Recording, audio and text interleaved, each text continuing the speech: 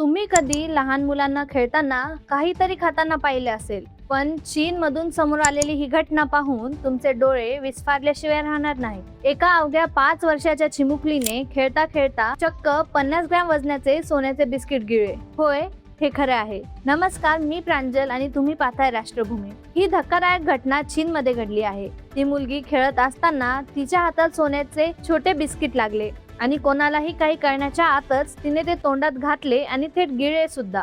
हा प्रकार समोर आल्यावर तिच्या कुटुंबियांची अक्षरशः घाबरगुंडी उडाली आणि त्यांनी सेकंदाचाही विलंब न करता तिला तातडीने रुग्णालयात दाखल केले. रुग्णालयात पोहोचल्यानंतर डॉक्टरांसमोर एक मोठे आव्हान होते. 5 वर्षाच्या लहान मुलीने इतकी जड आणि भरीव वस्तू गिळणे म्हणजे थेट जीवाशी खेळ होता. डॉक्टरांनी तातडीने मुलीची एक्स-रे द्वारे तपासणी केली आणि पोटात सोन्याचे बिस्किट अडकल्याची खात्री पटली. परिस्थितीची गंभीरता ओळखत डॉक्टरांनी त्वरित वैद्यकीय प्रक्रिया सुरू केली. अखेर डॉक्टरांच्या टीमने यशस्वी प्रयत्न करत त्या चिमुकलीच्या पोटातून ते 50 ग्रॅम वजनाचे सोन्याचे बिस्किट यशस्वीरित्या बाहेर काढले. सुदैवाने योग्य वेळी उपचार मिळाल्यामुळे या चिमुकलीचा जीव वाचला आणि ती एका मोठ्या संकटातून बचावली. या अजब घटनेनंतर चीनी सोशल मीडियावर जोरदार चर्चा रंगली.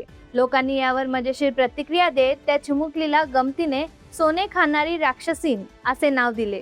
चीनमध्ये अनेकदा पालक लहान मुलांच्या वाढत्या खर्चासाठी अशा शब्दांचा गमतीने वापर करतात, पण या मुलीने तर अक्षरशः सोनच पोटात ढकलल्याने हा शब्द ट्रेंड झाला.